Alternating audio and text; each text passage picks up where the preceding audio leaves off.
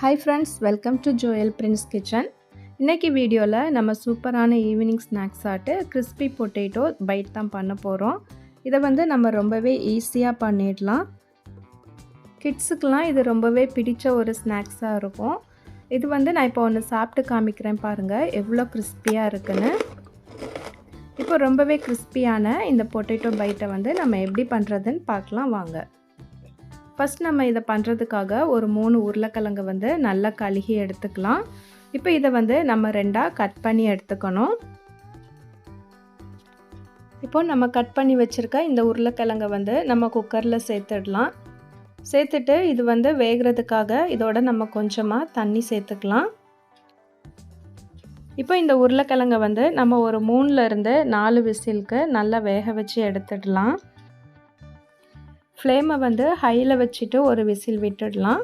அதுக்கப்புறமா சிம்மில் வச்சு ஒரு 3 விசில் விட்டு இதை நம்ம வேக வச்சுக்கலாம். இப்போ உருளைக்கிழங்கு நல்லா வெந்து வந்துடுச்சு. இப்போ இந்த உருளைக்கிழங்கு எல்லாத்தையுமே நம்ம ஒரு பிளேட்டில் எடுத்து மாற்றிட்டு இதை நம்ம நல்லா ஆற விட்டுடலாம். உருளைக்கிழங்கு எல்லாமே நல்லா ஆறினதுக்கு அப்புறமா நம்ம இந்த தோல் எல்லாத்தையுமே எடுத்துட்டு இதை ஒரு பவுலில் நம்ம சேர்த்துக்கணும். இப்போ உருளைக்கிழங்கு நல்லா ஆறிடுச்சு. இப்போ நம்ம தோலை எடுத்துட்டு இந்த பவுலில் சேர்த்துக்கிட்டோம். இதை நம்ம ஒரு மேஷர் வச்சு இப்போ இதை நம்ம நல்லா மேஷ் பண்ணி எடுத்துக்கணும். முடிஞ்ச வரைக்கும் இந்த கொஞ்சம் நிறைய கட்டி இல்லாத மாதிரி நம்ம இதை நல்லா மேஷ் பண்ணி எடுத்துக்கலாம். இந்த அளவுக்கு நல்லா மேஷ் பண்ணதுக்கு அப்புறமா இதில் இப்போ ஒரு 2 டேபிள் ஸ்பூன் அளவுக்கு பொடியாக கட் பண்ண கொத்தமல்லி இலை நம்ம சேர்த்துக்கலாம். இது கூடவே ஒரு 1/2 டேபிள் ஸ்பூன் அளவுக்கு நம்ம கரம் மசாலா சேர்த்துக்கலாம். இது கூட இப்போ காரத்துக்காக நான் 1 டேபிள் ஸ்பூன் அளவுக்கு மிளகாய் தூள் சேர்த்துருக்கேன். நீங்கள் உங்களுக்கு காரத்துக்கு ஏற்ற மாதிரி அதிகமாகவோ கம்மியாகவோ சேர்த்துக்கோங்க. இப்போ இதில் நம்ம ஒரு 1/4 டேபிள் ஸ்பூன் அளவுக்கு மட்டும் மஞ்சள் தூள் சேர்த்துக்கலாம். இப்போ இதோடவே தேவையான அளவுக்கு உப்பு சேர்த்துக்கலாம். இப்போ இதோட ஒரு 3 டேபிள் ஸ்பூன் அளவுக்கு நம்ம அரிசி மாவு சேர்த்துக்கணும்.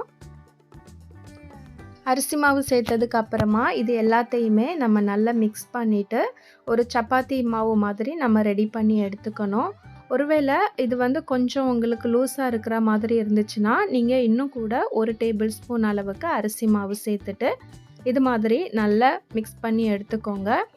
இப்போது நம்ம ரெடி பண்ணி வச்சுருக்க இந்த டோல இருந்து சின்னதாக கொஞ்சமாக எடுத்துட்டு இதை இது மாதிரி சிலிண்டர் ஷேப்பில் நம்ம உருட்டி எடுத்துக்கலாம். உங்களுக்கு பால் மாதிரி வேணும்னா நீங்கள் அப்படி கூட உருட்டி எடுத்துக்கலாம். இப்போ நான் எல்லாமே ரெடி பண்ணி எடுத்துட்டேன். இப்போ இதை நம்ம ஃப்ரை பண்ணி எடுக்கணும். அதுக்காக எண்ணெய் நம்ம சூடு பண்ணிக்கலாம். எண்ணெய் நல்ல சூடானதும் ஃப்ளேமை மீடியமாக வச்சுடுங்க. வச்சுட்டு இப்போ நம்ம ரெடி பண்ணி வச்சுருக்க எல்லாத்தையுமே எடுத்து ஒன்று ஒன்றா நம்ம எண்ணெயில் சேர்த்துடலாம். இப்போ இது ஒரு 3 நிமிஷத்துக்கு நல்லா ஃப்ரையாக விட்டுடுங்க. நல்ல ஒரு 3 நிமிஷத்துக்கு ஃப்ரை ஆனதுக்கு அப்புறமா நம்ம அடுத்த பக்கமாக இதை திருப்பி போட்டுடலாம்.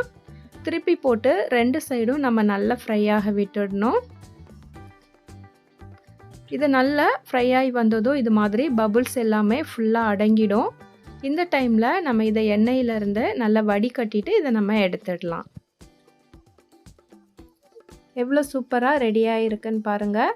இது ரொம்பவே கிறிஸ்பியாக இருக்கும். இப்போது நம்ம ரெடி பண்ணி வச்சுருக்க இந்த கிறிஸ்பி பொட்டேட்டோ பைட்டோட நம்ம டொமேட்டோ சாஸ் வச்சு நம்ம சர்வ் பண்ணோன்னா டேஸ்ட் ரொம்பவே நல்லாயிருக்கும். இதை ரொம்பவே ஈஸியாகவும் பண்ணிடலாம். அவ்வளோதான். இப்போ நம்மளோட கிறிஸ்பி பொட்டேட்டோ பைட் ரொம்பவே சூப்பராக ரெடி ஆகிடுச்சு.